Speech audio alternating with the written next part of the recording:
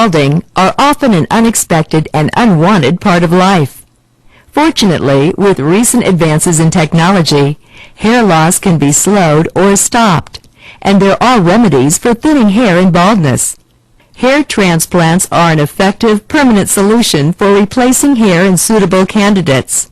Hair transplant techniques have been in use since the early 1950s. However, unlike early procedures that were known to yield hair in clumps or which grew at odd angles, hair transplant techniques today have evolved to highly precise procedures that use much smaller implants and produce uniform, natural-looking hair in areas that have lost hair.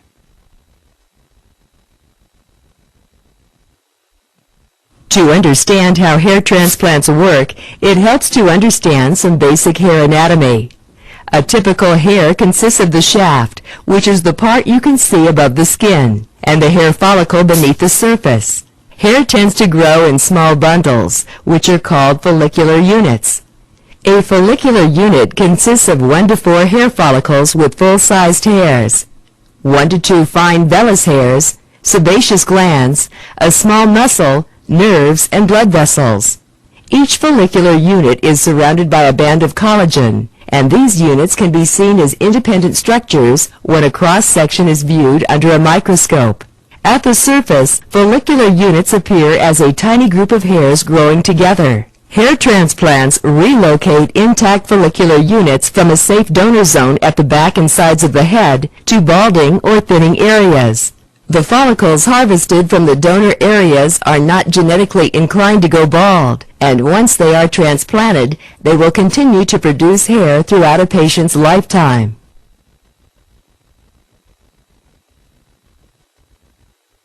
A variety of hair transplant techniques exist, and 2 of the more popular techniques today are what are known as micro-mini grafting and follicular unit transplants. Both of these processes can be done by dissecting a small strip of hair follicles from the donor site. Follicular unit transplants can also be harvested in a process called follicular unit extraction, FUE, wherein a 1 millimeter or smaller diameter punch is used to remove individual follicular units.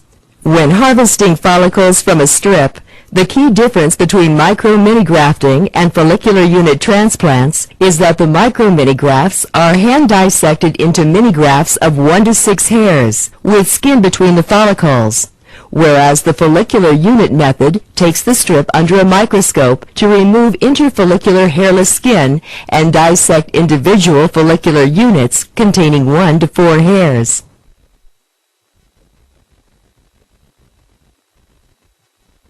Determining which hair transplant technique is right for you is a matter of personal choice based on factors such as procedure time, cost, time that you are willing to wait for results, and number of procedures required. In general, the micro-mini graft can transplant more hairs at once, and follicular unit transplants are slower but may create a more natural appearance. Among follicular unit procedures, the strip harvesting procedure is more rapid and generally less expensive than follicular unit extraction. The FUE technique produces multiple, extremely small scars that are difficult to identify, and the strip procedure produces a single scar, which can be concealed underneath existing hair. This animation will primarily discuss follicular unit transplants, but each of the treatments can produce desired results. Hair transplants require 2 surgical procedures, one for obtaining the follicular units and one to implant the grafts. Both procedures are performed during the same visit.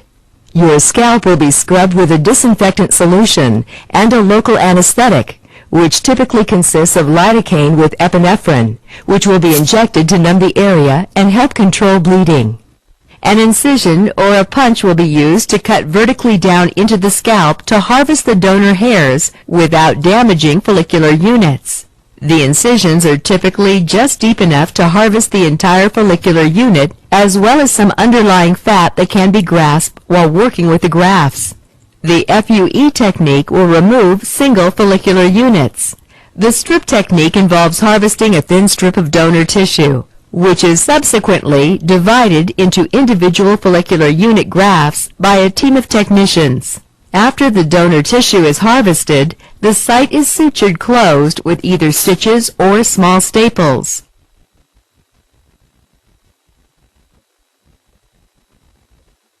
Transplanting follicular units into the recipient area requires making multiple, tiny, needle-sized incisions to place each follicular unit or micrograft. A small blade or needle may be used to make each incision to the appropriate depth for the hair grafts. A combination of follicular units is usually used in the restoration process. Single hair units are typically used at the hairline. Units with 2 or more hairs are used behind it, and those with 3 or 4 hairs are used farther back to add fullness. The density of transplanted units also increases behind the hairline. The transplants are placed in a random irregular pattern to mimic nature, and the physician will take care to position them according to the angle and direction the hair should grow to result in a hairline that looks natural. After transplantation, the recipient site incisions will heal in a few days.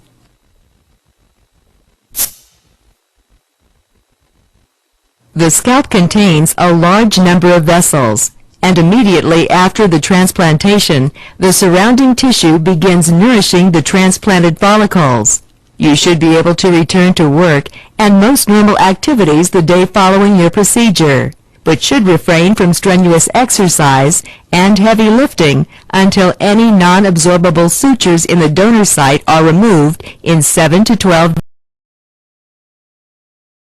days. As healing begins, some crusts may develop at the base of the grafts. After several days, these can be gently removed while shampooing. Most transplanted hairs will be shed between 2 to 4 weeks after surgery, but the follicles remain, and hair that has been transplanted may require as long as 3 to 5 months to begin growing. Once hair growth begins, there will be a progressive cosmetic improvement, which will continue for up to 12 to 15 months after surgery.